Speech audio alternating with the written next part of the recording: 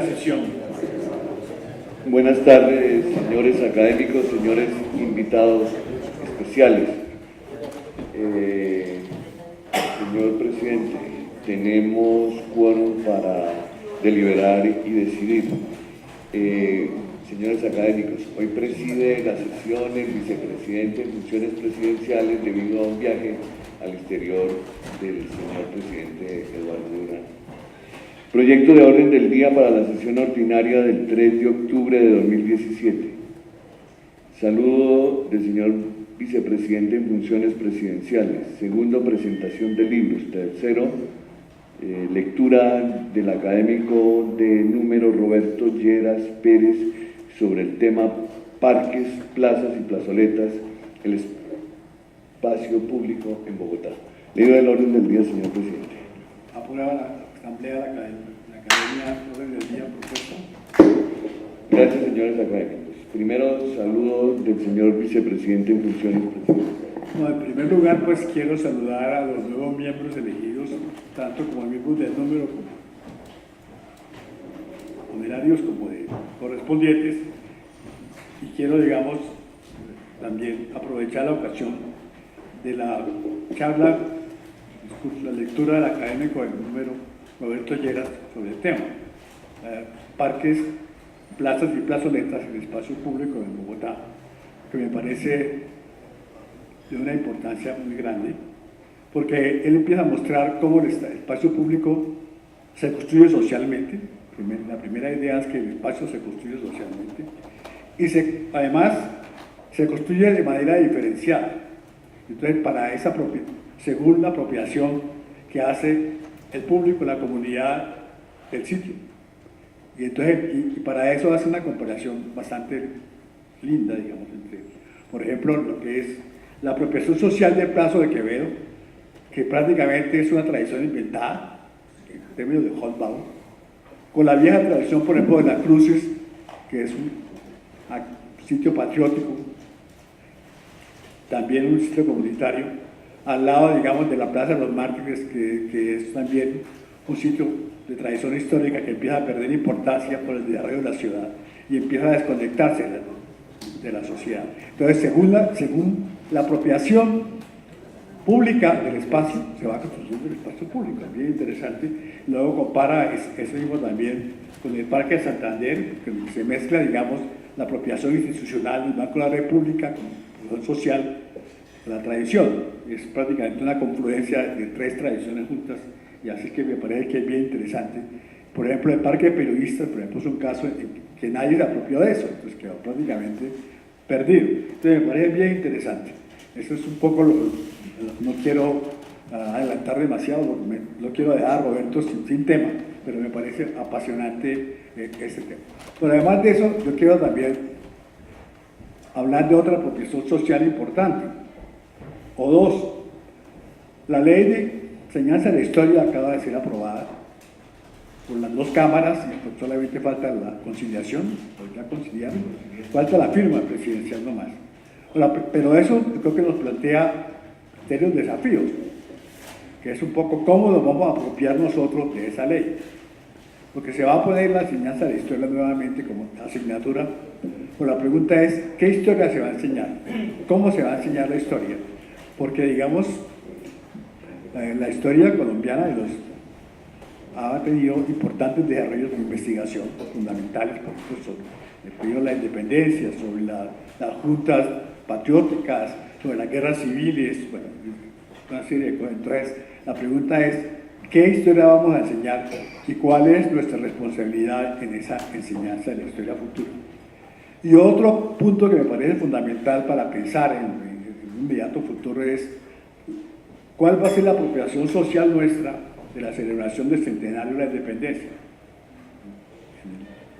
En 2019, lo que está aprobado y se está moviendo es una celebración centrada en la ruta de los libertadores, que es obviamente en un sentido exclusivo, porque la ruta de los libertadores es los llanos orientales, Arauca, Boyacá. La pregunta que yo me haría sería cómo se va a apropiar el resto de la nación de ese proceso de la ruta libertadora, cómo se vivió la independencia, cómo se vivió la llamada patria boba, cómo se vivió la reconquista española, por ejemplo, el trabajo de Gutiérrez, cómo se vivió eso según las regiones, cómo se vivió la independencia de la costa caribe, el trabajo de Adelaida, cómo se vivió en Antioquia, cómo se vivió en el Cauca. Eso por un lado, por el lado interno colombiano. Y otro desafío es un poco que la ruta de los libertadores empieza en Boyacá. Boyacá simplemente es un poco el resultado de un proceso largo anterior, pero también es el inicio de un proceso también más largo, que prácticamente es de alcance continental. Y es una de las cosas que nosotros normalmente no celebramos. La batalla de Boyacá, pero la batalla de Boyacá continúa con Carabobo, con Junín, con Ayacucho, con Pichincha. Entonces uno dice, es una aventura continental. Entonces la independencia no es de Colombia, es una independencia continental. Entonces yo lo que creo, digamos, es aprovechando la oportunidad un poco que me da el discurso, la lectura de Roberto Lleras sobre la apropiación social de lo público, del espacio público. Me parece que nosotros tenemos en la academia el desafío de apropiarnos socialmente del sexentenario y de la ley de historia. Además, eso sería lo que tendría que señalar. No sé si hay presentación de libros. ¿Alguno de los académicos tiene libros para presentar hoy? El coordinador de biblioteca. Sí, gracias, señor secretario. Ha llegado a la biblioteca el libro Historia de los Agustinos Recoletos del padre Ángel Martínez Cuesta en 3 volúmenes, y además el libro San Ezequiel y su circunstancia, producto de un seminario realizado en el año 2006. Estos son los libros que... Gracias, Roger. ¿Alguno académico tiene algún libro para preguntar? No. Entonces, le doy la palabra entonces al académico del número, Roberto Lleras Pérez, que va a hablarnos sobre el tema de parques, plazas, plazoletas, el espacio público en Bogotá. Muchísimas gracias. Padre Fernando González, vicepresidente de Funciones Presidenciales de la Academia Colombiana de Historia, señores miembros de la mesa directiva, señores académicos del número y correspondientes, invitados especiales, señoras y señores. El trabajo que expongo a continuación es producto de varias labores de arqueología y de historia realizadas entre 2015 y 2017 en conjunto con María del Pilar Quintero, historiadora, Melissa Osorno, antropóloga, y Daniela Herrera, antropóloga también. Desafortunadamente, por razones distintas, ninguna de ellas 3 puede estar hoy acá. Están en trabajo de campo, fundamentalmente. Las plazas, parques, plazuelas, plazoletas y zócalos son los espacios públicos por excelencia en la América hispana. La imagen típica nos remite a un espacio rectangular que sirvió de centro para el trazado de la ciudad colonial. A su alrededor se habrían ubicado la iglesia, la casa cural, el cabildo, la cárcel, el hospedaje para forasteros y las casas de las familias notables del pueblo. En el espacio de la plaza se celebraría el mercado semanal, los actos públicos y se ejecutarían los castigos. También aquí estaría uno de los chorros o pilas en las que la población se abastecería de agua. Con el paso del tiempo, la ciudad y la plaza iban adquiriendo más prestigio e importancia. La iglesia se habría convertido en catedral, la casa cural en palacio arzobispal, el cabildo en palacio virreinal, y las casas de la aristocracia renovarían y adornarían sus fachadas para adecuarse a los nuevos tiempos. Con la transición a la República, no es mucho lo que este simbólico espacio habría cambiado. Esta imagen típica describe satisfactoriamente la configuración e historia de algunas grandes plazas latinoamericanas, entre ellas la de la Plaza de Bolívar de Bogotá. Pero los espacios públicos de estas urbes no se circunscriben a esta imagen, son por el contrario increíblemente variados en su origen, su historia y su función social. Los proyectos de mejoramiento del espacio público realizados en el centro de Bogotá entre 2015 y 2017 involucraron al Parque Santander, la Plazoleta del Rosario, el Parque de los Periodistas, la Plaza de los Mártires, la Plaza de las Cruces y la Plaza del Chorro de Quevedo. En todos los casos se realizó monitoreo arqueológico, preventivo y documentación histórica. Este fue nuestro punto de partida. Parque Santander. La historia del Parque Santander comenzó en los primeros años de la conquista y el asentamiento de los españoles en la capital. Por entonces este lugar era conocido con el nombre de Plaza de las Hierbas, un mercado de verduras, frutas y hierbas situado en la margen derecha del río Vicachá, zona designada como predio para pastoreo de cerdos y caballos, que fue adquiriendo relevancia como plaza de mercado. Según Ricardo de Posada, en este espacio algunas de las primeras casas que se construyeron fueron las de Jiménez de Quesada y las del capitán Juan Muñoz de Collantes, a quien se le debe la ermita del Humilladero, que fue terminada para el Jueves Santo de 1544 y consagrada el 6 de agosto del mismo año. Fue una estructura sencilla, hecha de madera, que marcó la historia de la Plaza de San Francisco y del posterior Parque Santander desde mediados del siglo XVI hasta su demolición a finales del siglo XIX. A finales del siglo XVI, el piso de la plaza era irregular y sujeto a las inclemencias del clima, como lo destaca Ortega Ricaurte. Cita textual: hagamos una composición del lugar e imaginémonos la plaza de San Francisco tal como se encontraba en el año de 1570. Un potrero de piso disparejo, donde alternaba la arcillosa tierra del suelo con la silvestre hierba y las grandes y verdes hojas de lengua de vaca, los erizados espinos y los coposos arbustos de alisos alpinos y las floridas campanillas, limitado al norte por las casas pajizas de González de la Peña, que hacían esquina con el camino de Tunja, algunas casas de mejor arquitectura en construcción y las que dejó el conquistador Quesada. Al oriente se divisaban los collados que formaban los cerros de Monserrate y Guadalupe. Por el occidente, de por medio el Camino Real de Tunja, la humilde edificación de la Cofradía de la Veracruz, el convento de los frailes de San Francisco, que estaba separado del río por una simple tapia de tierra, y la incipiente construcción de su templo.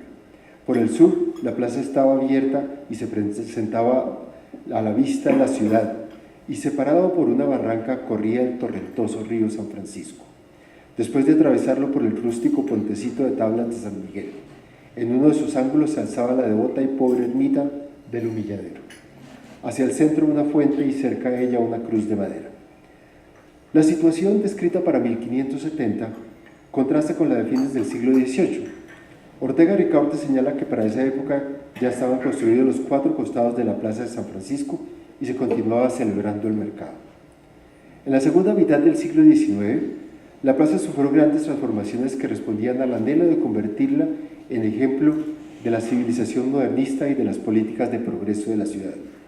El primer cambio ocurrió en 1850 con la expedición del 6 de mayo del decreto del Congreso de la Nueva Granada que ordenó erigir el monumento al general Santander. La estatua fue inaugurada el 6 de mayo de 1878 sobre un pedestal octagonal encerrado por una verja de hierro.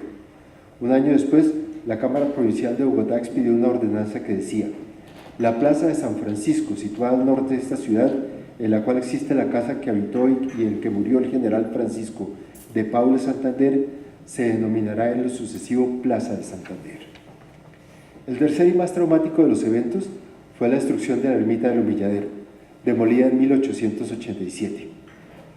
Adolfo Cuéllar, secretario de la Cámara de Representantes, remitió al gobernador del Estado Soberano de Cundinamarca la siguiente orden del 20 de abril de 1877.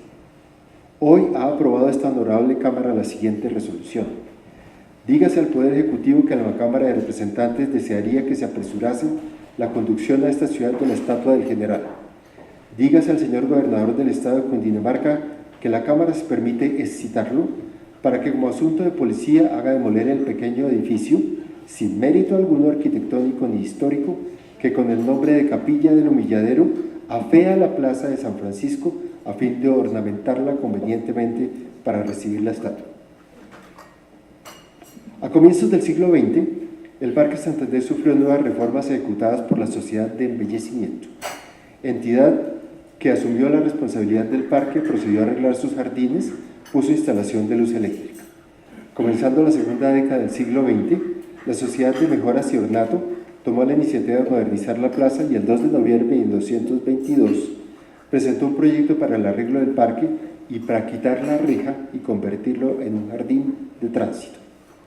En 1959 se planeó y ejecutó la remodelación que daría el aspecto actual al parque, llevada a cabo por el arquitecto Álvaro Sáenz, quien dejó los árboles que todavía existían, pero cambió el enlosado del piso e hizo un nuevo pedestal y una única fuente. Dicho trabajo fue completado en 1963, cuando la firma Esguerra Sáenz Urdaneta Samper y compañía, como parte del proyecto para el edificio sede para el Banco Central Hipotecario, le dio el aspecto actual al Parque Santander.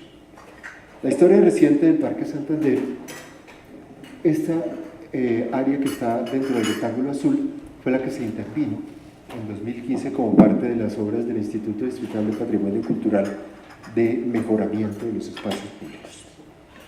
La historia reciente del Parque Santander está marcada por una muy fuerte influencia institucional que se relaciona en un curioso diálogo con el uso popular y turístico del área.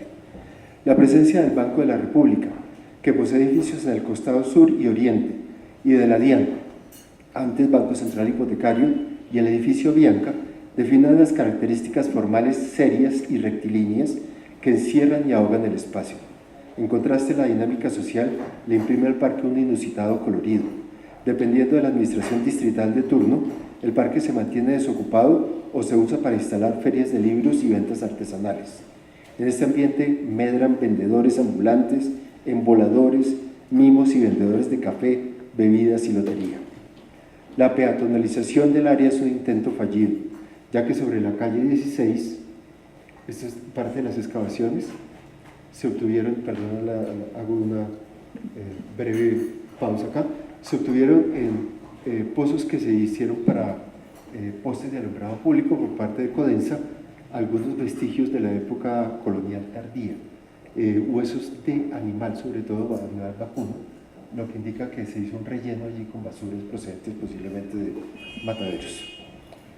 Bueno, la peatonalización del área es un intento fallido, ya que sobre la calle 16 y en menor medida sobre la carrera sexta circulan vehículos constantemente.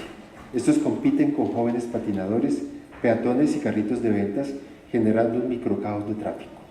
La profesión institucional, formalizada a través de la Fundación Parque Santander, desarrolla tareas de limpieza y mantenimiento del parque, la fuente y su mobiliario, que son contrarrestadas diariamente por la deposición de basuras y deyecciones humanas.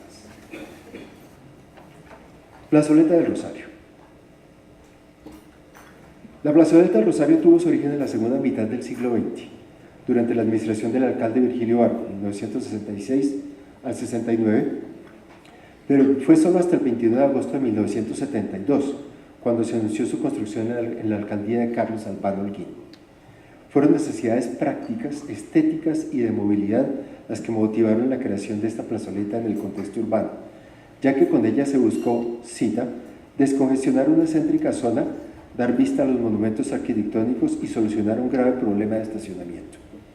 13 años después de su inauguración, se decidió intervenir la plazoleta, dado el estado de abandono en el que se encontraba. Sobre esta situación, un artículo publicado en El Tiempo, el 9 de mayo de 1984, destaca que pese a los intentos de los gobiernos locales por estabilizar la plazoleta como un lugar elegante y acogedor, la realidad entre 1974 y 1984 era, cita textual, la fuente luminosa quizás nunca estuvo encendida. El surtidor de agua apenas ha cumplido su objetivo por breves temporadas, según recuerdan el vicerrector del Rosario, Álvaro Daza Roa, y el propietario del Café Pasaje, Jorge Velázquez. Los adoquines del piso por lo común se saltan y los sótanos o parqueaderos con frecuencia se inundan. La fuente suele ser ocupada por los gamines para piscina pública, o se llena de lama verde repugnante, de papeles y aún de llantas viejas. A la gente le da pereza cruzar por esa zona, llamada a jugar un papel dignificante y animoso en la vida capitalina. Ya para 1987, en el marco de las acciones emprendidas por el Plan Centro de Bogotá, la Universidad de los Andes junto con el Banco de la República elaboraron el proyecto de intervención, el cual consistió en eliminar la fuente central, diseño de un nuevo trazado de pisos y modificar la rampa para acceder a los sótanos solamente a través de la esquina de la carrera sexta y calle 14, con el objetivo de lograr una mejor relación entre la plazoleta y la avenida. El nuevo tratamiento de pisos se realizó en piedra con dilataciones en ladrillo y la fuente fue sustituida por la estatua de Gonzalo Jiménez de Quesada, trasladada desde la carrera octava. También se instalaron postes de iluminación, bancas y algunos árboles en su contorno. En la actualidad, la plazoleta es sobre todo un lugar de tránsito de los estudiantes de la Universidad del Rosario. La construcción de la estación de Transmilenio en la avenida Jiménez, frente a la plazoleta, acentúa este carácter de lugar de tránsito rápido. El parqueadero subterráneo continúa funcionando, aunque no así la comunicación directa con el Banco de la República. En el costado occidental hay varios cafés y restaurantes muy concurridos, entre ellos el tradicional Café Pasaje. El costado oriental está dominado por casas de cambio y el Museo del Cobre. Sobre la avenida Jiménez se instalan vendedores ambulantes y comerciantes de esmeraldas. Un aspecto que hace este espacio particularmente desapacible es la ausencia de mobiliario y áreas verdes, a menos que se use el pedestal de la estatua central o las escaleras del costado occidental, no hay allí donde descansar o sentarse. Parque de los Periodistas. Este espacio triangular, bordeado en su perímetro oriental y sur por el cauce del río San Francisco, se conocía tradicionalmente como Parque de la Romana. Se dice que siempre fue sitio preferido para los encuentros de los periodistas y escritores que trabajaban en los grandes diarios ubicados en la avenida Jiménez. Con ocasión de la celebración del sesquicentenario de la Independencia, en 1969, se trasladó el templete circular con la estatua del Libertador que antes se encontraba en el Parque del Centenario. El parque ha sido objeto de al menos una remodelación con ocasión de las obras del eje ambiental. En la época colonial, el espacio del parque hacía parte del sector de las aguas, una zona situada en el perímetro del casco urbano, vecina a los molinos de trigo del río San Francisco y el convento de Iglesia de las Aguas. En la actualidad, estos son los antiguos sistemas de drenaje que se encontraron en el Parque de los Periodistas, hoy en día sin uso. En la actualidad, el Parque de los Periodistas participa de esta situación ambigua generada por el vecino eje ambiental. No hay, excepto por el ocasional vendedor ambulante, una verdadera apropiación social del espacio. Las áreas con prado y árboles están confinadas por un muro de concreto que en algunas partes tiene hasta 50 centímetros de altura, de manera tal que no es fácil para todas las personas acceder a ellas. El resto de áreas adoquinadas son fundamentalmente corredores de tránsito que bordean el eje ambiental o lo comunican con la carrera cuarta y la calle 17. Esto contrasta con la adyacente zona peatonal, ubicada sobre lo que era la calzada occidental de la carrera tercera. Aquí sí hay usualmente una gran actividad, tanto en el día como en la noche. De un tiempo para acá, el Parque de los Periodistas registra una fuerte incidencia de tráfico y consumo de drogas, lo que ha acentuado su reputación de espacio sombrío y peligroso. Plaza de los Mártires. La Plaza de los Mártires surge a mediados del siglo XIX, cuando se decide construir un monumento en honor de los mártires fusilados en el terreno que antes fuera conocido como Huertas de Jaime, llamado así porque era el propietario el español Juan Alonso Núñez de Jaime. Un año después de su construcción, de su creación, en 1850, se dio inicio al proyecto de monumento que sería diseñado por Thomas Reed. No fue sino hasta el 9 de marzo de 1880 cuando se inauguró oficialmente en la plaza. La transformación de la plaza de estilo colonial a parque público le correspondió al famoso Casiano Salcedo. Esta transformación implicó la creación de jardines, el cerco del parque con una reja y la instalación del alumbrado público. Entre los años 1917 y 1919 se hicieron algunas reformas de la plaza por parte de la Sociedad de Embellecimiento, y las obras siguieron pocos años después, en 1923. Esta sociedad reseñaba a través de su boletín que en ese año se habían realizado en la plaza las siguientes obras: la reparación total de los camellones, la construcción de 4 prados en contorno de la base del obelisco, sembrados de geranio y hierba, y la construcción de sus respectivos camellones de 2 metros de ancho y sus sardineles de piedra y ladrillo en una extensión de 45 metros. Se contemplaron también los sardineles de los prados en una extensión de 240 metros. En el costado oriental se hicieron 3 prados nuevos que sirven de decoración al carrusel. Se repararon 12 bancas de armadura de hierro y por último se puso una nueva instalación de acueducto para surtir de agua la pila y para atender a la irrigación de los prados. Respecto a la transformación de esta plaza, menciona el discurso de Julio Garzón Nieto, presidente de la Sociedad de Embellecimiento, lo siguiente: podéis contemplar la vetusta huerta de Jaime, consagrada a los mártires. Ha renacido de la vida y en ese venerado lugar que recibió el último suspiro de nuestros héroes magnos, hace una centuria, ha llegado a manos piadosas de esta institución, que con cariño Cultiva las plantas germinadas en la tierra humedecida por la sangre de los bravos patriotas. Ved ahora ese parque restaurado con respeto, pero embellecido y alegrado por muchos candelabros que parecen rememorar otros tantos patíbulos. Y este parque que hoy inauguramos es la coronación de un esfuerzo. Aquí no veis derroche de lujo, pero es un cambio radical de la antigua plaza que con su mercado y sin pavimentos parecía de misérrimo pueblo, sustituida por un lugar que por lo menos no desdice de la ciudad. Pero el desarrollo urbano y la ampliación de la malla vial afectaron a la Plaza de los Mártires. Las obras de la avenida Caracas determinaron que el parque fuera fragmentado en dos partes. El obelisco fue encerrado por segunda vez con una verja de hierro y se desplazó hacia el costado occidental, más cerca al Templo del Voto Nacional. A finales de la década de 1940, el Parque de los Mártires había sufrido varias transformaciones, como lo cuenta una crónica escrita por Gustavo del Castillo en 1948, en la que da testimonio de cómo el parque de antaño, consagrado como espacio público y de la naturaleza, había pasado a ser una zona comercial, una terminal de transporte.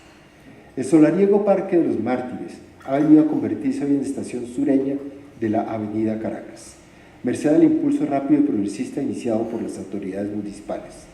El perímetro, antaño arborizado, hoy es residencia de vehículos, oficina de fotógrafos ambulantes y plaza mercantil al pormenor de fruteros, heladistas y bomboneras, entre un continuado deambular de campesinos, obreros y gitanos, vagabundos y burgueses que le restan el aspecto melancólico que a poco poseyera, aumentado por el sillido de los guatos migratorios en las horas del atardecer.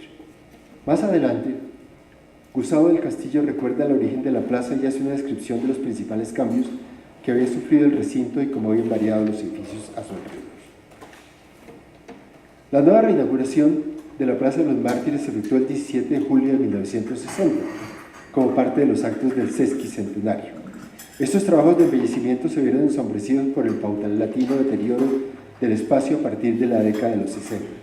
La profusión de agencias de flotas intermunicipales generó un tráfico muy denso y la zona al oriente, sur y occidente de la plaza se convirtió progresivamente en un sector afectado por el tráfico de drogas, la compra y venta de objetos robados y la prostitución.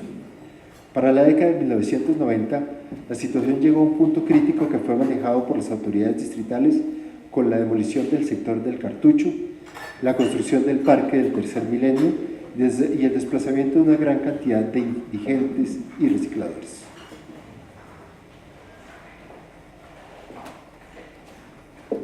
Las recientes obras de mejoramiento se realizaron en tres sectores: esquina suroriental, nororiental y costado sur. En el sector nororiental de la plaza se encontraron 4 tramos de bordillo de concreto que forman pares.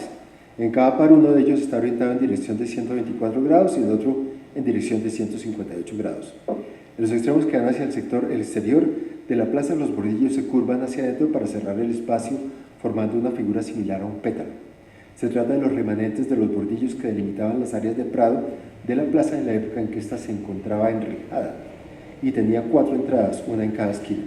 Esta configuración probablemente data de 1960, cuando se realizó la penúltima remodelación general y subsistió hasta la ampliación de la avenida Caracas en 1967. Los remanentes de las rejas de la Plaza de los Mártires son estos. No, todavía no. Estaba señalando. Exacto. Fueron retirados a finales de la década de 1990, a la par con la demolición del Cartucho. Es probable que también entonces se cambiara el diseño de las áreas de prado delimitadas por los bordillos que hallamos. Sobre el andén de la plaza se encontraron expuestos 115 dados, que son las bases de las rejas en el diseño anterior de la plaza. Las operaciones que definieron la demolición del Cartucho y la construcción del Parque del Tercer Milenio en la banda oriental de la avenida Caracas no lograron detener el deterioro del sector de la Plaza de los Mártires. El tráfico de drogas, la prostitución y el comercio de objetos robados se desplazaron a la calle del Bronx y tras la intervención de esta se diseminaron por todo el sector. El espacio de la Plaza de los Mártires permanece ocupado por indigentes y consumidores de drogas que son difícilmente mantenidos a raya por los comerciantes de la vecindad. Plaza de Armas de las Cruces.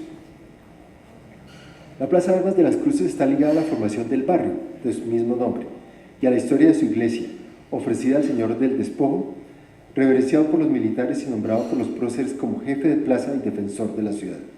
La plaza fue creada de manera oficial por el Gobierno Nacional mediante decreto número 30 de 1886 como Plaza de Armas de Bogotá, adornada con una estatua de Antonio Ricaurte.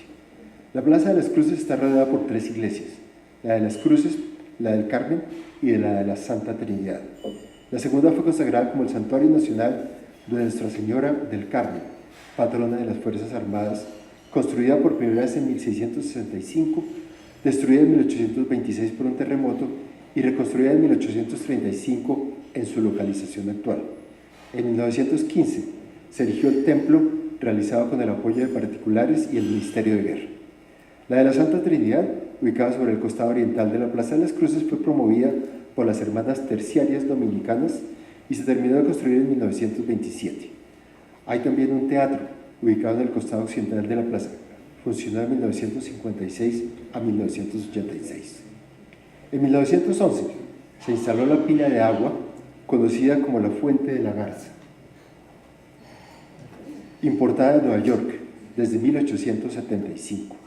En 1927, con motivo del 10º aniversario de la Sociedad de Embellecimiento, la Plaza de las Cruces fue remodelada y rebautizada con el nombre de Parque Girardot. La tradición oral, recogida entre los vecinos del barrio, ahí en el extremo inferior derecho, se ve el sector que fue afectado por las obras de remodelación en 2015. La tradición oral, recogida entre los vecinos del barrio, da cuenta de la existencia de un pequeño escenario deportivo, aparentemente construido por la Junta de Acción Comunal y en el cual esta entidad organizaba semanalmente espectáculos de boxeo, lucha libre y otros. A estas sesiones asistía mucha gente del barrio y de otros sectores vecinos como Los Laches, el Policarpa Salabarrieta, el Olaya Herrera, etc.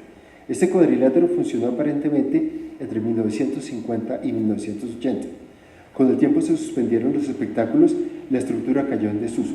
Finalmente fue sepultada bajo el relleno con el que se construyeron los 2 niveles de terrazas artificiales de la esquina suroriental de la plaza. Este es algo de lo cual voy a hablar después, es lo que queda de lo que fue la primera bomba de gasolina que tuvo Bogotá, el primer surtidor de gasolina. La Plaza de las Cruces fue también el lugar donde se instaló la primera bomba de gasolina de la ciudad de Bogotá. La instalación constaba de un pequeño tanque metálico enterrado, unido a un surtidor mediante tubería y bomba manual, y estaba localizada en la esquina nororiental de la plaza. El surtidor se mantuvo en su lugar tiempo después de que cayera en desuso, hasta cuando fue robado. Las intervenciones en este espacio se concentraron en la zona suroriental de la plaza y sobre el andén de la carrera sexta. En este mismo sector, a 20 centímetros de profundidad, se encontró una caja de inspección que albergaba la tubería de gasolina, parte de la bomba que funciona aquí. A una profundidad aproximada de 70 centímetros bajo la superficie de la terraza artificial en proceso de demolición, se realizó el hallazgo de una hilera de baldosas de 34 centímetros de ancho. Se continuó descubriendo el resto de la estructura, que resultó ser el antiguo cuadrilátero de la plaza. La estructura está conformada por una plataforma de concreto de 6 por 6 metros, rodeada por tres de sus lados por un corredor de unos 50 metros y 3 niveles de graderías con sillín de baldosa de grés. Las esquinas de las graderías están redondeadas. En las 4 esquinas de la plataforma central o cuadrilátero hay tubos metálicos de 3 pulgadas que conservan algunos de los ganchos que servían para sostener y tensar las cuerdas. Esta es la reconstrucción 3D que hicimos del cuadrilátero encontrado. La estructura es representativa de la tradición cultural de este barrio, vigente por unos 30 años según el testimonio de los habitantes. No obstante, se encuentra en muy mal estado de conservación, ya que fue parcialmente demolida cuando se enterró bajo el relleno de la terraza. La plataforma central está huecada, las graderías incompletas y desportilladas, los tubos del cuadrilátero cortados y doblados. Desde el punto de vista arquitectónico, la Plaza de las Cruces es una mezcla no muy bien lograda de diversos estilos y funciones. Hay áreas verdes y arborizadas, canchas deportivas, una fuente neoclásica, un CAI de policía sin ningún atributo, aceras adoquinadas, caminos en concreto. La progresión del espacio es también muy variada. La esquina suroriental es de los camiones de acarreo y mudanzas. En el occidente están las áreas de deportes y la policía. En el resto del área hay caminos peatonales intensamente utilizados por los adolescentes del barrio.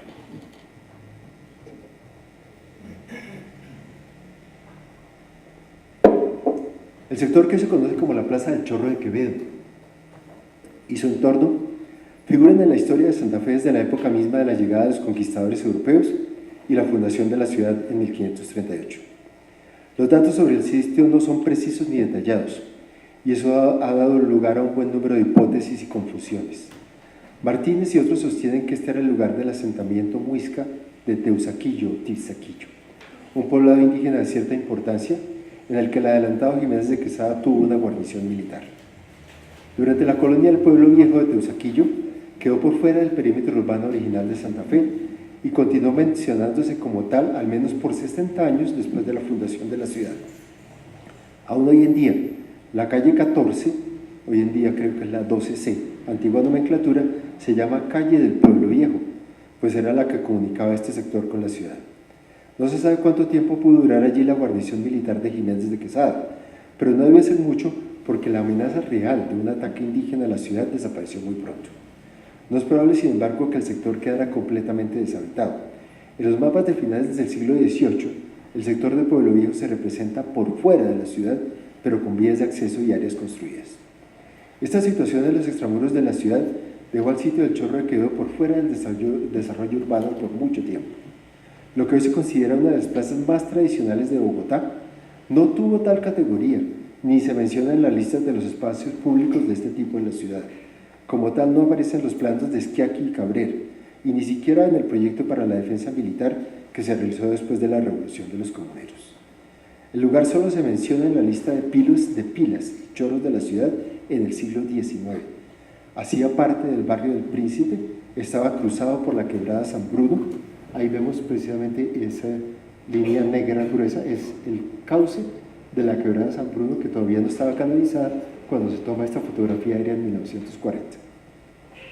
La quebrada San Bruno, afluente del río San Francisco, y había también allí un puente.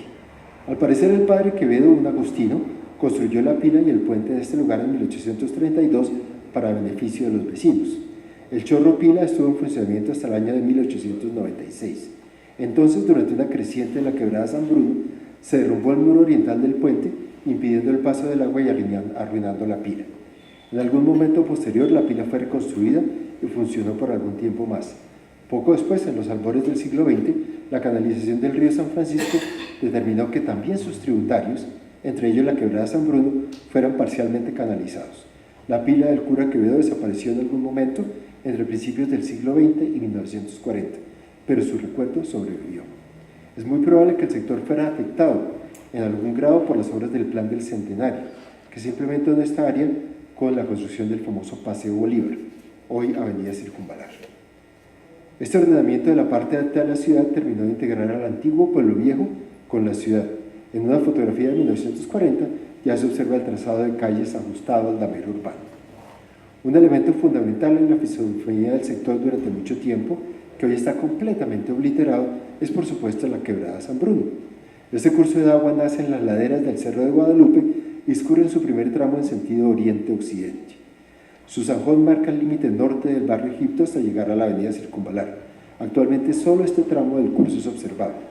De allí en adelante la quebrada San Bruno está canalizada hasta la desembocadura en el canal del río San Francisco, más o menos donde hoy está el antiguo TPB, Teatro Popular de Bogotá, en la esquina. La canalización de la quebrada no se realizó en una sola etapa.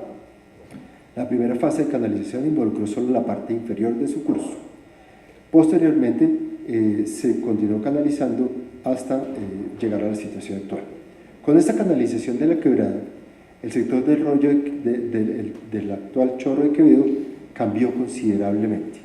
Por un lado desapareció el obstáculo al tránsito y por otro creció el área utilizable por la desaparición del zanjón. Solo entonces fue posible rellenar el espacio, labor que debió hacerse poco después de la canalización. El relleno, que pudimos observar en el perfil estratigráfico que se hizo, consta de reseo y fragmentos de teja y ladrillo consistentes por su manufactura con el tipo de materiales usados en Bogotá en esa época. El relleno disminuyó considerablemente la pendiente de la plaza, dándole su actual topografía de plano ligeramente inclinado en sentido oriente-occidente. En la parte occidental, donde el relleno es más profundo, alcanza hasta 1.7 metros de profundidad. La superficie de la plaza que conocieron dos de los antiguos vecinos de esta zona, Pedro Enrique Ramírez y María Sabina, correspondió a este relleno. En esta época la Plaza del Chorro no tenía fuente. Se trataba de un espacio comunal en el que había varias chicherías en las que acostumbraban parar los arrieros de los burros aguateros en su camino de subida y bajada hacia la ciudad. Se cuenta que traían en vasijas de barro agua muy pura del Chorro de Padilla y del Páramo, y también carbón de leña de unas carboneras ubicadas cerro arriba. La apariencia actual de la Plaza del Chorro de Quevedo se debe en particular a un personaje, el abogado boyacense Eduardo Mendoza Varela. Escritor y erudito nacido en Guateque en 1919, Mendoza Varela estableció su residencia en el casco histórico de Bogotá y dedicó buena parte de su vida a trabajar por la ciudad antigua. Hacia finales de la década de 1960, Mendoza Varela logró adquirir, este es el perfil estratigráfico, perdón, que no estábamos coordinados. Mendoza Varela logró adquirir una de las grandes casas de inquilinato sobre la calle 12, la que hizo demoler. En su lugar se propuso construir una capilla, pero no cualquiera, sino una que reviviese la memoria de uno de los más importantes hitos arquitectónicos de Bogotá, la Capilla del Humilladero.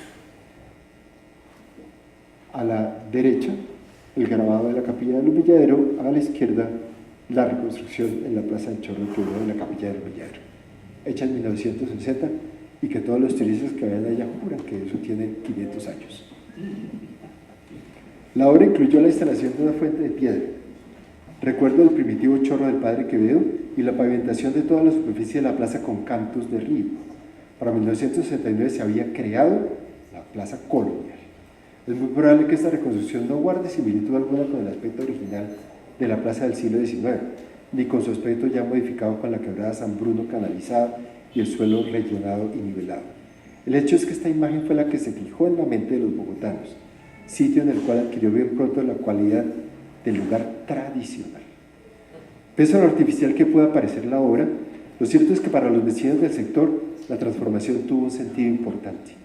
La capilla se convirtió en un lugar de culto en el que se celebraban eucaristías, bautizos y otros sacramentos, y se recibían allí las procesiones que bajaban desde la parroquia de Egipto. La cercanía de la nueva capilla era importante porque a varias cuadras a la redonda no había ninguna otra. La ocupación de este espacio por la comunidad desde el sentido religioso generó una nueva dinámica social que marcó la vida del sector en las siguientes décadas. La segunda gran intervención de la plaza ocurrió en 1985.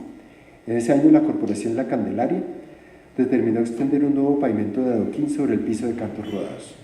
Es que los vecinos estaban supremamente molestos, sobre todo las señoras que caminaban con tacones, porque caminar sobre piedras redondas con tacones era una cosa de verdad muy complicada. En nuestro perfil estratigráfico aparece esta nueva remodelación como una nueva capa de concreto y adoquín de barro cocido. La pila de piedras se trasladó hacia el norte, a un lugar más central de la plaza. La obra más impactante de esta etapa fue la construcción de una gran arcada rectangular en estilo Art Deco, en el extremo norte.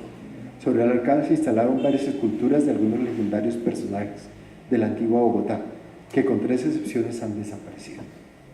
La dinámica social del sector es muy distinta a como la recuerdan los vecinos Pedro Enrique y María Sabina.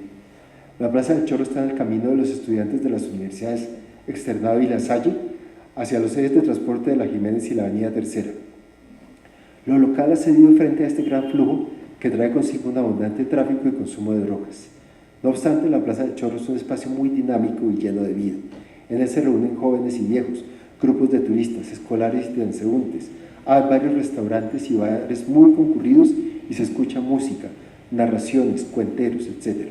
A nadie parece importarle la artificialidad del sitio, más bien se busca resignificarlo y disfrutarlo de acuerdo con los intereses de cada cual. Bueno, son 6 espacios con 6 historias distintas, 6 configuraciones, 6 modalidades de apropiación, una micro variedad que revela no obstante lo pequeño de la muestra, la heterogeneidad de los espacios públicos de Bogotá. En retrospectiva, una sucinta interpretación de la historia de cada uno de los espacios podría escribirse más o menos así. Parque Santander nace como una plaza fundacional. El hecho de que Jiménez de Quesada ignorase las reglas de la fundación de ciudades y cometiese algunas de las más importantes, no le quita a este sitio el haber sido el lugar donde se manifestó por primera vez la voluntad de fundar una ciudad. Pero la posterior fundación en la actual Plaza de Bolívar relegó a este sitio a un lugar secundario. Aún así, el tener el conjunto franciscano en uno de sus costados y estando en el camino de Tunja, la mantuvo como espacio principal. Que su importancia original no fue olvidada, lo prueba el que el capitán Collantes se hubiera tomado el trabajo de edificar el primer humilladero. Como Plaza de las Hierbas fue escenario de uno de los mercados más concurridos de la de Santa Fe y aún de la Bogotá republicana. La República modernizante del siglo XIX tuvo bien conferirle el estilo de parque francés y plantar allí un símbolo patrio hasta entonces ausente. Se conformó entonces un parque enrejado y arborizado con fuente y bancas propio para el descanso y la contemplación de la naturaleza, al cuidado de la prestigiosa sociedad del envejecimiento. Pero esto no habría de durar mucho. El progreso, de la mano de la ahora Sociedad de Ornato y Mejoras, modernizó de nuevo el espacio. Reforma tras reforma, la Plaza Patriótica llega a ser rodeada por un muro enrejado, por un nuevo enrejado, invisible pero no menos efectivo, el de las poderosas instituciones que la circundan. La dinámica que buscan imprimirle el Banco de la República, la DIAN y el edificio Bianca encuentra su contraparte en el uso popular que insiste en hacerse presente en la plaza. Al final se configura esta curiosa mezcla entre lo institucional, lo turístico-cultural y lo popular, tendencias que compiten por este espacio, a veces incluso con mucha agresividad. La plazoleta del Rosario es sin duda el ejemplo más patético de lo artificial que no logra dejar de serlo. Sacada de la evolución de antiguos edificios y concebida fundamentalmente como la cubierta de un gran parqueadero, no logra siquiera una precaria estabilidad constructiva. Tal vez su principal mérito sea darle vista a la magnífica fachada del Colegio del Rosario. De allí en adelante no es más que un corredor de paso de estudiantes y un enorme local para cambistas de divisas y comerciantes de esmeraldas. De nuevo, el manejo institucional, que quisiera un espacio limpio y abierto, se pelea el control con los comerciantes locales, que son su facción opuesta. El Parque de los Periodistas se implementa casi de la nada, sobre lo que parece haber sido un pequeño espacio verde, el Parque de la Romana, donde iban tradicionalmente los novios. A diferencia de su predecesor, el nuevo parque no ofrece nada amable. Las zonas verdes son difícilmente accesibles y el intenso tránsito no propicia ningún tipo de uso recreativo, especialmente fuera de contexto de la implantación del símbolo patrio, la estatua de Bolívar, que parece haber llegado allí porque no había otro sitio mejor para colocarla. Resulta bien curioso que en el Parque de los Periodistas no haya nada alusivo a los periodistas, ni que ellos mismos lo reconozcan como un espacio propio. La Plaza de los Mártires es uno de los casos más interesantes. Inicialmente fue solo una gran muerta, pero el que allí se hubiera fusilado a alguno de los rebeldes independentistas la catapulta al estrellato patriótico. En el siglo XIX y parte del XX, la Sociedad de Embellecimiento y su sucesora, la de Ornato y Mejoras, se esfuerzan en mejorar y mantener el espacio con gran ahínco y dedicación. Iglesia, enrejado, fuente, obelisco, alumbrado, arborización, todo con tal de hacer de este un espacio bello y elegante. Por un tiempo esto se logra, pero es de nuevo el progreso de ese fantasma traidor el que echa todo a perder. La avenida Caracas corta el hermoso parque en dos y lo condena para siempre. Vienen después los paraderos de flotas y buses y el vecindario se deteriora irremediablemente. De patriótica plaza aristocrática se hace tránsito a un peladero plagado de drogadictos, prostitutas y ladrones. De nada valen las remodelaciones, la demolición del Cartucho, el operativo del Bronx, la cosa no mejora. La Plaza de las Cruces, otro espacio inicialmente arrebatado por el impulso patriótico a la comunidad local.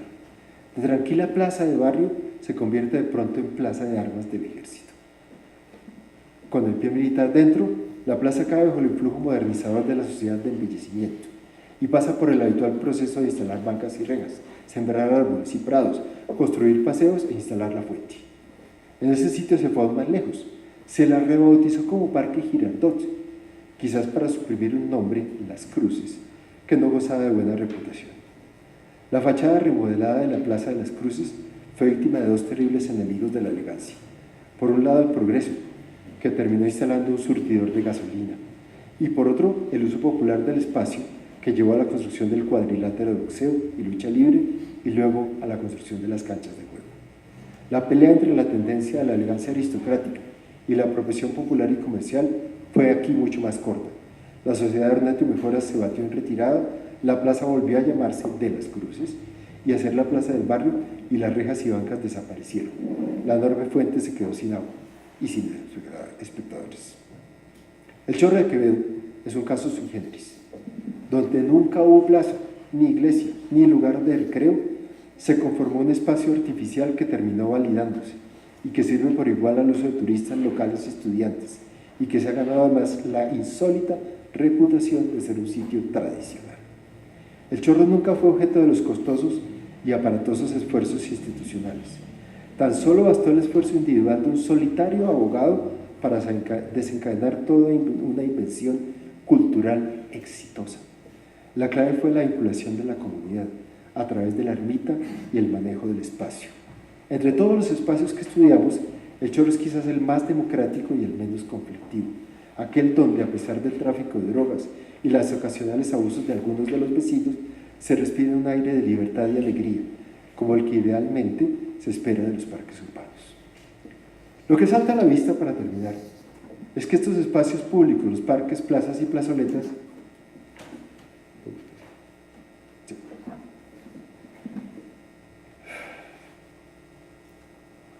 son escenarios de lucha y competencia de los grupos sociales que componen la ciudad. Para empezar, en todos ellos se han implementado en mayor o menor grado medidas para imprimir sellos patrióticos y católicos. 3 iglesias y una estatua en el Parque Santander, una estatua en la Plaza del Rosario, una estatua en el Parque de los Periodistas, una iglesia y un obelisco en la Plaza de los Mártires, 3 iglesias en la Plaza de las Cruces y una iglesia en el Chorro de Quevedo. Donde no está lo patriótico, está lo católico o están ambos. De esta forma concreta y efectiva se fijan los valores nacionales en el espacio público. Una segunda serie de acciones la emprende la Sociedad de Embellecimiento o su sucesora, la Sociedad Ornato y Mejoras, entidades conformadas por miembros de la aristocracia y con un margen de acción garantizado por la delegación que la ley les hace y por una buena financiación pública y privada. Las acciones de este ente han sido completamente arbitrarias, no han consultado el parecer de los vecinos y han seguido únicamente los criterios de elegancia y moda de cada época. En desarrollo de su labor intervienen, modifican y hasta rebautizan las plazas, y lo hacen una y otra vez. Las acciones de los sectores populares, vecinos del barrio, comerciantes, estudiantes, hasta, hay que decirlo, traficantes y consumidores de drogas, turistas, son espontáneas, ocasionales y carecen de un propósito general sobre el espacio. Es construir el cuadrilátero de boxeo, es construir las canchas deportivas, instalar la bomba de gasolina, destruir o vandalizar cercas, bancas, fuentes, estatuas o, en la mayoría de los casos, simplemente ocupar. Este ocupar, ya sea con carritos de ventas ambulantes, casetas de ferias artesanales, equipos de música, mediante actividades religiosas, con prácticas deportivas o simplemente con la persistente presencia de grupos de personas, resulta ser la más eficaz de las armas. Como estas 6 que hemos estudiado, otras varias plazas y parques de Bogotá son escenarios de la vida tumultuosa y conflictiva de esta ciudad a medio formar, ciudad en la cual se luchan los espacios públicos palmo a palmo. Muchísimas gracias.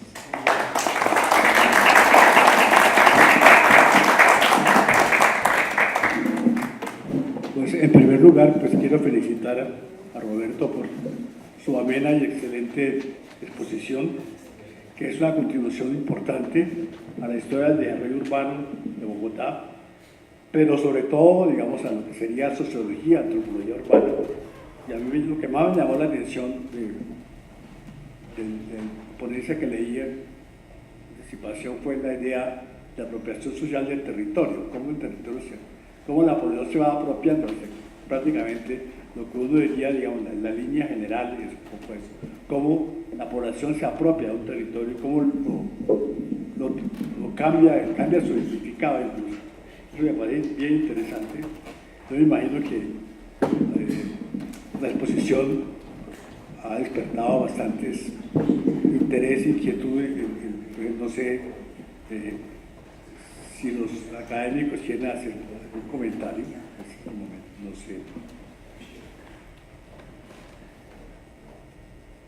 ¿De cuándo data la instalación del surtidor en Las Cruces?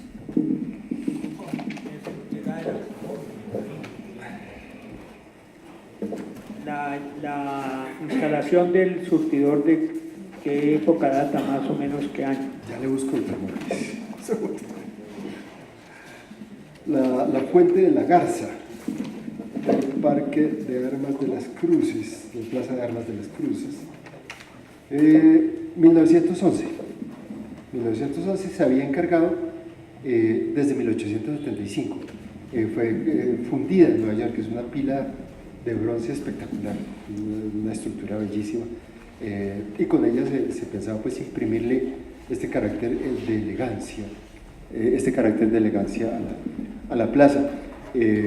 Costó mucho dinero y muchos años, 1875 hasta 1911, 36 años para que lograra, desde que se encargó hasta que fue instalada. Pero desafortunadamente nunca tuvo, pues, por parte de la población local, una acogida muy grande. No se la vandalizó propiamente, pero realmente se descuidó y dejó de funcionar y nadie le paraba los...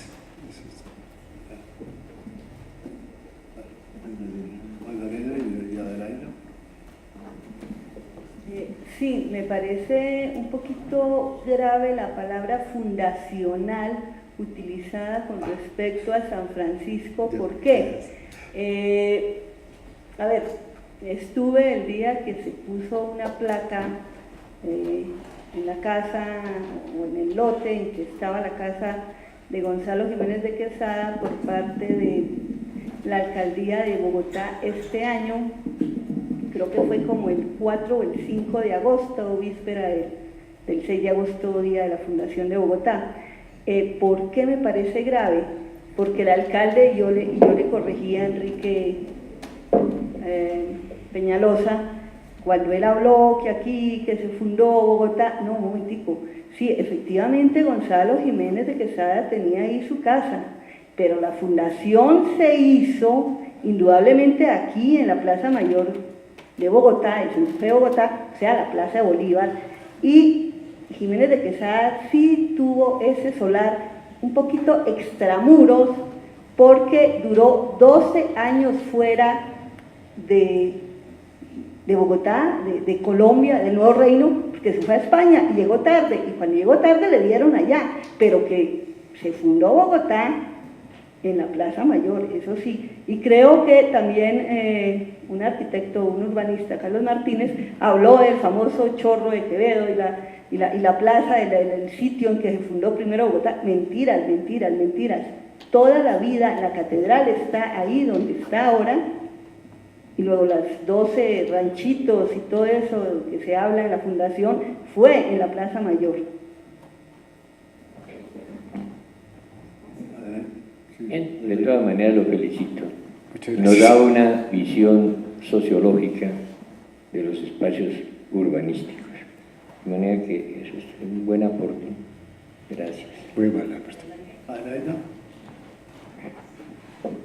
Me gustó mucho la conferencia. Felicitaciones a Roberto por ese trabajo tan minucioso, y yo estoy convencida que no se puede hacer historia sin tener en cuenta precisamente estos trabajos de arqueología, que ya son documentos que complementan la construcción histórica.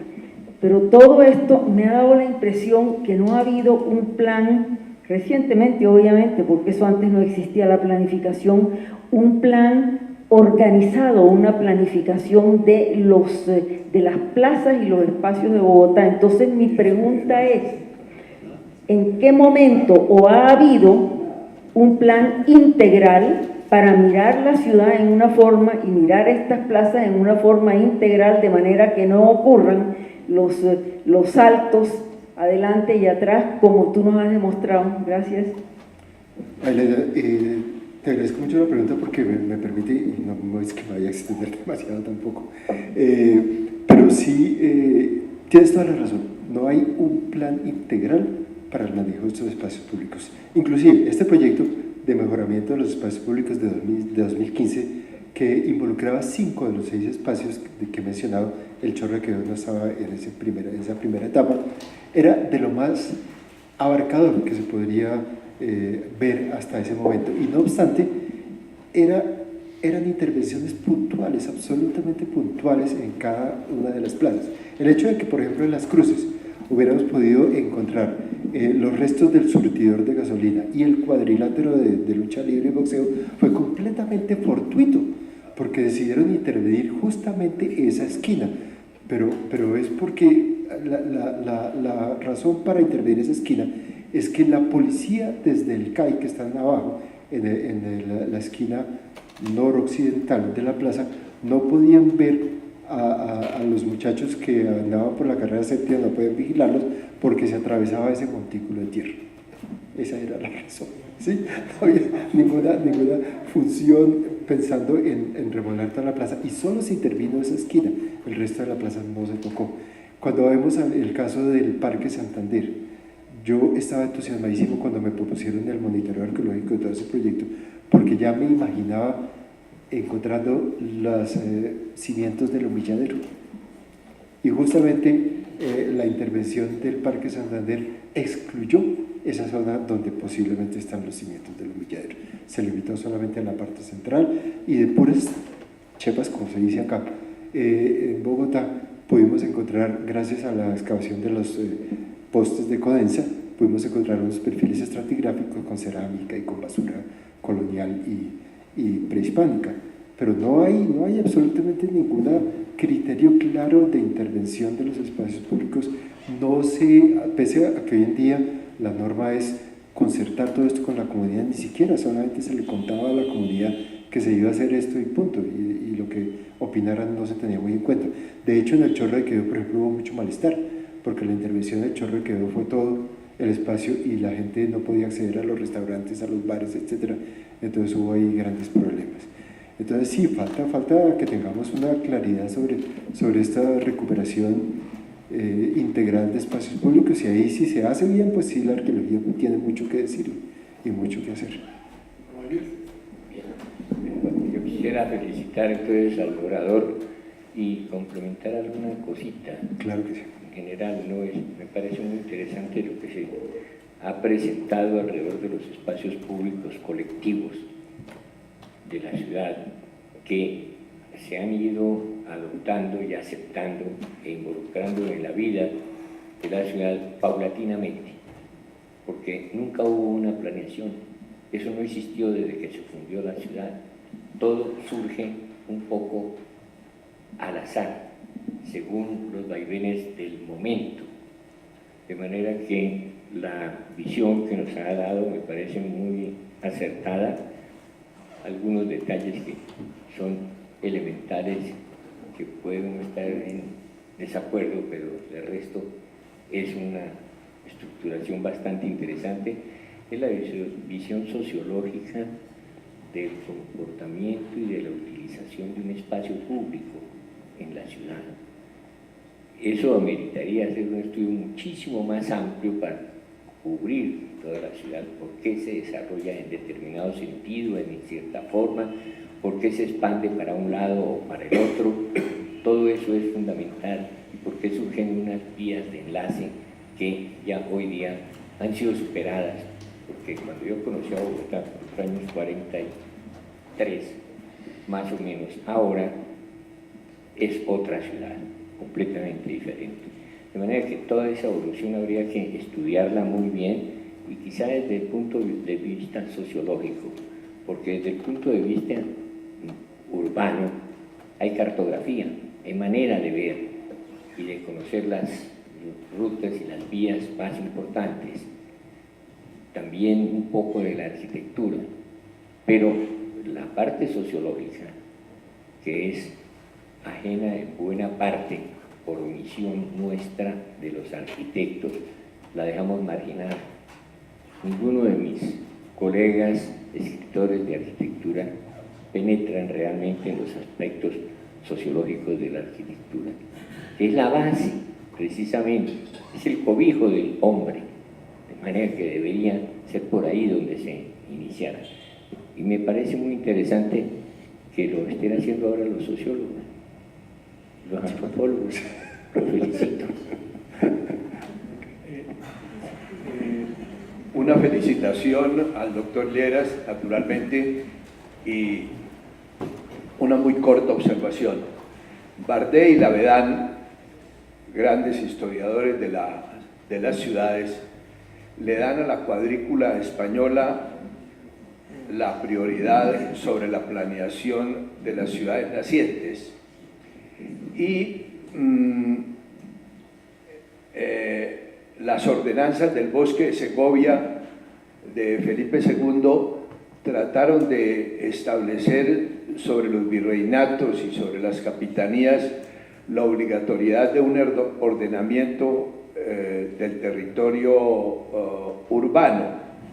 Y entre las glorias españolas, Menéndez Pelayo decía, al hacer el brindis famoso del Retiro, que él brindaba por la religión católica y por el idioma y por el viejo municipio castellano, heredero del glorioso municipio romano.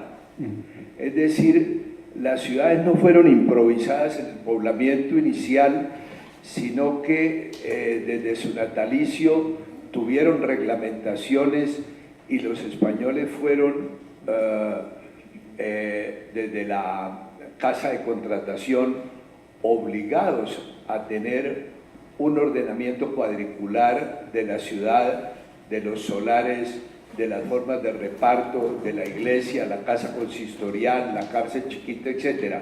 Es decir, hubo un urbanismo naciente que lamentablemente la República, después de la independencia, no reguló en el momento en que los flujos torrenciales del campo hacia la ciudad obligaban a la estructura de una ciudad moderna.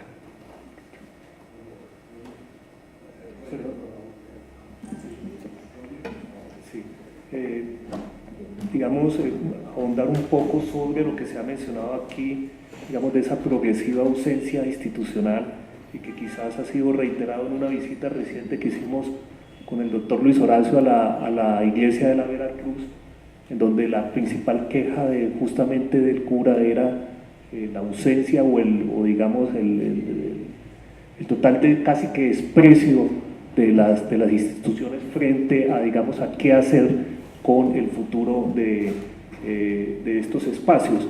Y quizás nos remite un poco a la reflexión nacional, digamos, a la tendencia que hay de los parques de los pueblos y de las ciudades de Colombia, en donde, digamos, el interés de los alcaldes es digamos, el mejoramiento material, la adoquín, etcétera. Cada vez que entra un alcalde hace una nueva mejora, pero totalmente, digamos, de espaldas al sentido histórico que deben tener las plazas. Y digamos que sociológicamente la principal característica que yo vería en este conjunto de plazas sería la fragmentación más que la cohesión, que es el verdadero sentido que supuestamente se le debe atribuir a las plazas.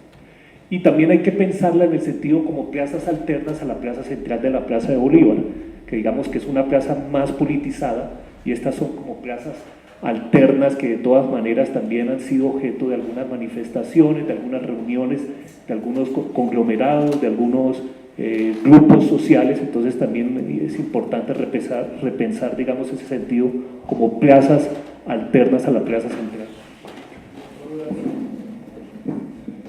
Quiero felicitar al doctor Roberto Lleras por la magnífica conferencia. Ilustra, enriquece, ilumina. Y quiero destacarla sobre todo porque la importancia que tienen los parques en la vida de los pueblos. Ya el mundo se ha dado cuenta de esa situación, dándole el rango constitucional al tema ecológico. Los parques son los pulmones, son el oxígeno de los pueblos. Son además un motivo de atracción muy poderoso en el tema del turismo. Aquí mencionaba, por ejemplo, el doctor Camila Viera el caso de España, el Parque de Retiro, que es una belleza. Los bosques en París, en Italia, en Alemania, las capitales realmente, entre los muchos ingredientes motivantes para ese gran turismo, que es la primera fuente de divisas de Europa, son los parques. Son muchos los temas, pero principalmente los parques por muchos aspectos, entre otros también por los homenajes que se hacen a los próceres, a las figuras, a los valores, a través de los bustos, estatuas, monumentos y homenajes que se le hacen en esos sitios. son sitios de recreación, de encuentro para las grandes manifestaciones nacionales. Desgraciadamente, como lo decía el conferenciante, no se le da mucha importancia desde el punto de vista de las autoridades a estos espacios públicos. Por ejemplo, yo vivo muy preocupado de ver cómo en Bogotá impera en los parques el tema de la suciedad, la inseguridad, el irrespeto a los estatutos y a los documentos, como lo decía en una magnífica intervención en la academia la autora Surdis. Realmente no se explica eso porque hay una plétora burocrática parasitaria en cualquier sitio de la ciudad, que son los ediles, los alcaldes menores, los inspectores, procuraduría, personería, que no hacen absolutamente nada para la limpieza, para la seguridad y para la importancia que tienen estos sitios. En el caso de los mártires, por ejemplo, es un foco de corrupción, de prostitución, y en el norte uno ve cómo el vandalaje ultraja permanentemente los monumentos públicos. Entonces, después es muy importante en la conferencia darle esa categoría y esa trascendencia que necesita darse a esta disciplina del ambiente académico. Lo felicito, doctor Roberto. Muchas gracias, doctor Horacio.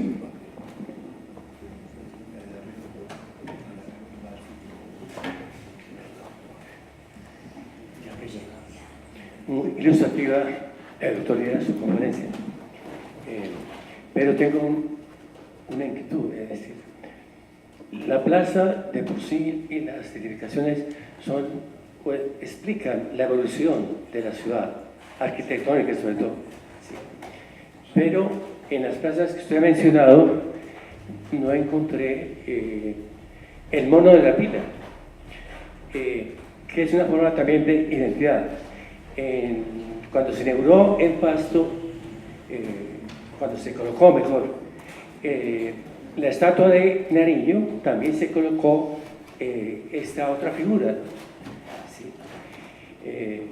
Entonces no sé si se me pasó por alto si usted mencionó o no esta figura, el mono de la pila. No mencioné el mono de la pila por lo que no corresponde a ninguno de los espacios que estaba trabajando. El mono de la pila estuvo en la Plaza de Bolívar, antes de ser trasladado posteriormente al Museo Colonial donde se encuentra actualmente, pero no estuvo en ninguno de los 6 espacios que estuve mencionando.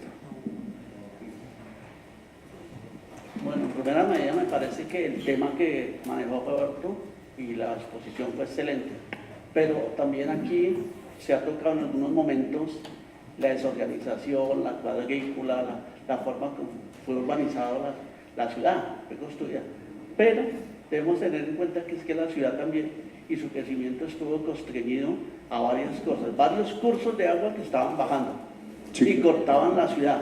Entonces eso nos daría una explicación para, por ejemplo, por qué está la Plaza de las Hierbas allá en ese sector. Porque me imagino que al ser un mercado, hacer todo esto, pues es el sitio. Si nosotros vamos a los pueblos actualmente, vemos que los caballos y todo este tipo de cosas lo tienen en esos lados. Otro elemento importante es que esa compartimentación también se vio abocada a la existencia de unos caminos que nosotros los vemos y nosotros vemos la séptima, que es el camino a Tunja. Pues ¿dónde vamos a construir una plaza? ¿Dónde vamos a construir algo? Pues cerca de esos lugares. ¿Por qué? Porque son los sitios por donde se transita de manera cotidiana. Si miramos la Caracas y digamos a partir de la Ortúa hacia el sur, pues estuvo orientada por un camino que iba hacia 2 poblaciones indígenas, el camino a Usme y el camino a Soacha, y el de Usme también pasaba por Tunjuelita. Y hay otro elemento que muestra cómo esa planificación no pudo ser de una manera tan ordenada como se esperaría en otros sectores, que si observamos en el altiplano, todas las poblaciones están hacia la ladera de la montaña. Aquí todo estaba hacia en este sector, porque de para abajo tenemos innumerables humedales. Hasta los años 50 uno no podía, o me cuentan a mí, a veces uno no podía ir a Fontibón. Si miramos hacia el sur, por ejemplo, el barrio de la Chucua es el nombre de una humedal. Entonces este elemento es importante para la conformación de una ciudad de este tipo. Otro elemento que se menciona, por ejemplo, es que la fundación de la ciudad y como mecanismo defensivo para las huestes patriotas fue la ubicación en la loma, donde habían dos elementos importantes, además de eso había agua y había leña. Entonces esos elementos tienen en cuenta y nos muestran cómo se organizó la ciudad. Sí,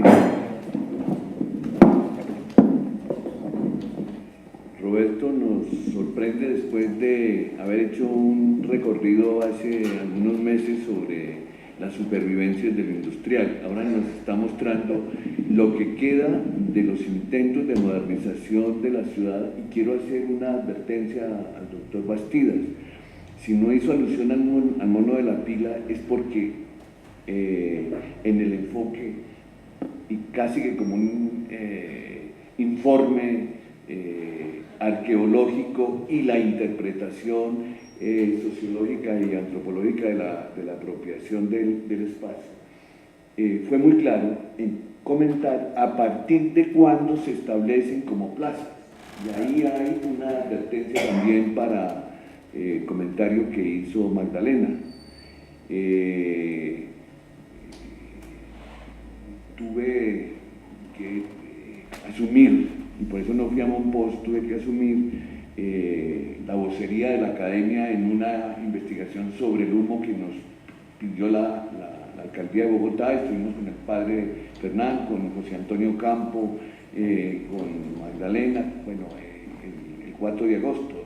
Ellos querían, y digo querían, es el Instituto de Patrimonio Urbano, localizar el sitio donde habían estado los hermanos Jiménez. Inclusive de una investigación que yo había hecho para ingresar a la Academia de Historia de Bogotá, es decir, mi discurso de posesión, yo les entregué una serie de documentos. Ellos hicieron una tarjeta en la que aparece una referencia a un número del Boletín de Historia de Antigüedades. Les dije, pues esta es una forma pues de ustedes enmascarar un trabajo. Bueno, pero ese no es el problema. El problema es que el alcalde quería poner una placa por recomendación del director urbano, que está mostrando cómo está defragmentada la imaginación de los planificadores. Entonces eso nos explica de que tampoco vamos a llegar a buen recaudo en esta recuperación de la apropiación social de los espacios públicos, porque es aberrante que un espacio como el de la Plaza de las Hierbas, donde el elemento dentro del espacio sea el humilladero, se descarte. Hay una gran preocupación de cómo era este sitio, y siempre me lo han planteado cantidades de historiadores, dónde fue entonces que se hizo la ejecución de Caldas. Fue contra el humilladero, ¿qué espacios había? Entonces, en ese sentido, pues el alcalde lo que quería era colocar una placa, ¿sí?, de dónde había vivido el fundador, ¿sí?, pero en ningún momento, y yo creo que fue muy claro en el planteamiento. No, lo tuyo estuvo viendo el alcalde. No, por eso. Y después nosotros le hicimos un planteamiento con el padre Fernán, que estaba representando a la academia como presidente en funciones, de que era importante la recuperación de todo el entorno de esa plaza, especialmente el Panteón. Y ahí fue cuando se le planteó, mire, están robándose todo lo que tenga algo de metal. Las lápidas que se colocaron a comienzos de siglo, que las arrancaron y las destrozaron. Cuando se le planteó de que por qué no se hacía una acción con ellos, cuando fuimos a hablar con el padre Urbina, el párroco, dijo, lo primero que me planteó y me puso las manos es, yo no tengo plata para arreglarle ningún asunto de placas. Y dijo, yo no vengo a eso. Nosotros fuimos a plantearle, mire, nosotros queremos trabajar sobre un repositorio de lo que hay en la parroquia. Nos mostró las fotografías de las placas. Yo he venido hablando con un grupo de arquitectos de las universidades, y ellos tienen una asociación de universidades, a ver si es posible que las placas se vuelvan a colocar, pero dentro del templo de la Veracruz, y afuera hayan unos que no tengan absolutamente nada de metal, porque el robo... Sí, incluso la misma placa que pusimos, no decíamos, no se le puede poner esto porque se lo roban mañana. Creo que hay que imaginarse una placa que no puede servir para nada, para robable. Sí, claro. Entonces, es terrible. Entonces, yo hice una lectura como la suya, pero sin arqueología, obviamente, más desde el punto de vista historiográfico, hace 20 años, cuando entré a la Academia de Bogotá. Y lo que veo es que cada vez la situación de los habitantes de la calle que se apropian de estos lugares es el movimiento, es decir, cuando usted, en lugar de sacar en jaulas las ratas que tiene en su casa, las dispersa como hizo el Bronce, el alcalde, para hacer una reapropiación de esos espacios, ¿no? Pues es lo que estamos viendo en la ciudad, de manera que no tenemos por qué aterrarnos de que esa apropiación sea de traficantes, ladrones, ya ni siquiera los pobres, las estatuas que pedían limosna y que hacían algún movimiento, ya no lo pueden hacer por el riesgo de que los dejen en peloto, ¿no?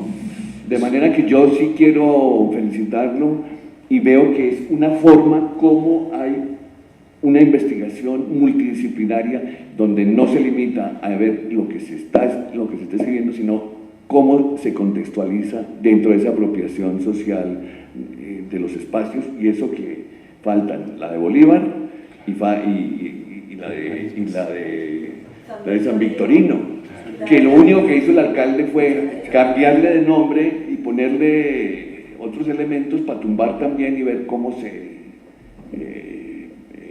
valoriza el precio de la tierra escasa en esos sitios. Sí, y la de la madera, que es la de la Plaza España. También es colonial. Bueno, y la de las nieves también. Las nieves. Sí, y también lo de San Diego, eso hay más, pero me parece que lo que ha hecho es una muestra muy significativa. Sí, obviamente lo que veo, digamos, por el interés que se despierte de las intervenciones, es lo fascinante que es el tema.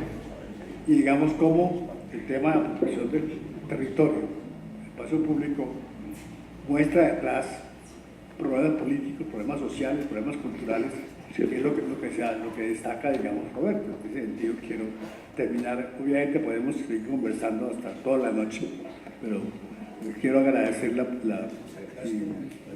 exposición y obviamente felicitar a Roberto. Me parece fascinante y sugestiva la exposición, que abre el camino a muchas otras investigaciones y además muchos problemas de política pública. De política pública, exacto. Entonces cerramos la sesión. Muchas gracias.